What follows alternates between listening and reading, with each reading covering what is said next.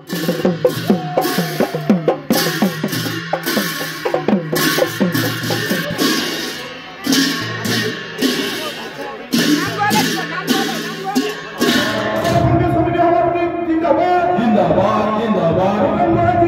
আমাৰ দেউতাৰ আজি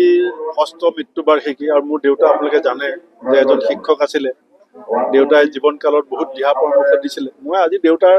আত্মাৰ সৈতে কথা পাতিছোঁ যে মই সদায় আপুনি কোৱা নিচিনাকে আপোচ নকৰাকে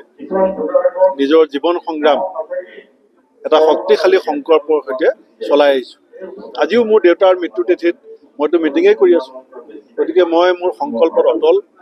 আমি কেতিয়াবা হাৰিছোঁ কেতিয়াবা জিকিছোঁ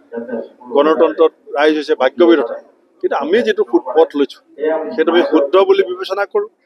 আৰু সেই পথত শক্তিশালীভাৱে যাবৰ কাৰণে আমি সদায় দিওঁ আমি গোটেই অসমৰ যিসমূহ জিলাত পঞ্চায়ত নিৰ্বাচন অনুষ্ঠিত হ'ব তাত জিলাই জিলাই মণ্ডল কংগ্ৰেছৰ সভাপতিসকলৰ সন্মিলন আজি আমাৰ ধেমাজি জিলাত সেই সভাখন অনুষ্ঠিত হৈ আছে আৰু ইয়াৰ মূল উদ্দেশ্য হৈছে যে অসম প্ৰদেশ কংগ্ৰেছ কমিটিয়ে প্ৰথমবাৰৰ কাৰণে পঞ্চায়তৰ প্ৰাৰ্থী বাছনি যিটো প্ৰক্ৰিয়া সেইটো প্ৰদেশ কংগ্ৰেছৰ যিটো ক্ষমতা আছিলে এই ক্ষমতাটো আমি জিলা ব্লক আৰু মণ্ডলক দিছোঁ গতিকে মই সৰজমিনভাৱে জানিব বিচাৰিছোঁ যে প্ৰথমবাৰ নতুনকৈ আৰম্ভ কৰা ক্ষমতা বিকেন্দ্ৰীকৰণৰ প্ৰক্ৰিয়াটো মণ্ডল সভাপতিসকলৰ মতামতটো কেনেকুৱা আৰু মই অত্যন্ত সুখী আৰু আশাবাদী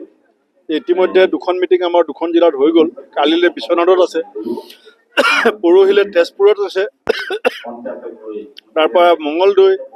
গোলাঘাট এনেকৈ মই গৈ আছোঁ যে আমাৰ গোটেই প্ৰক্ৰিয়াটো 100% সকলো সাজু হৈ আছে প্ৰাৰ্থীকেন্দ্ৰিক কথা বতৰাবিলাক আৰু ৰাইজে আমি আশাবাদী যে মূল্য বৃদ্ধি নিবনুৱা সমস্যা বানপানী গৰাখহনীয়া সমস্যা বিভিন্ন কাউন্সিলবিলাকৰ যিটো দুৰ্নীতি আৰু ভ্ৰষ্টাচাৰ চিণ্ডিকেটৰ নামত যিধৰণে লুটপাট চলি আছে যিধৰণে উমৰাংচুত কয়লা খনি মানুহ মৃত্যু হৈ আছে আজি উন্নয়ন একেবাৰে স্থবিৰ হৈ পৰিছে লোনত গোটেই ৰাজ্য কুঙা হৈ গৈছে এই কথাবিলাকৰ এটা শক্তিশালী প্ৰতিবাদ অসমৰ ৰাইজে পঞ্চায়ত নিৰ্বাচনৰ মাজেদি কংগ্ৰেছক সমৰ্থন কৰিব বিৰোধী ঐক্যটোৱে চূড়ান্ত ৰূপ নোলোৱালৈকে আমি সংবাদ মাধ্যমৰ আগত কোনো ধৰণৰ মন্তব্য দিব নালাগে সেইকাৰণে মই আঁতৰি আছোঁ এতিয়া বাকী সকলো কথা আপোনালোকে ভালকৈ বুজি পায়